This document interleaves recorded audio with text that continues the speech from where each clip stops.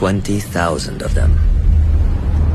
All summer they starve and sleep until autumn.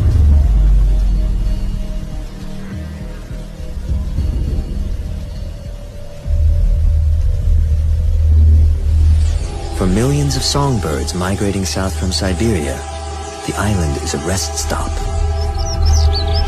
At dawn, the vipers seek out the best perches.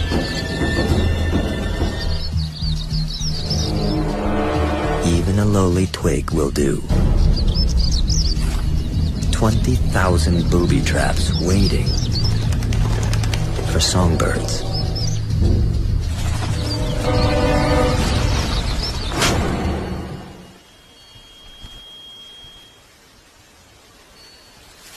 It takes several days to digest the meal, one after another.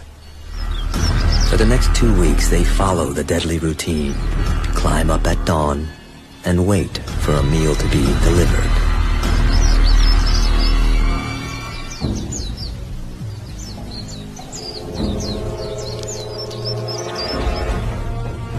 All through the winter months, they'll rest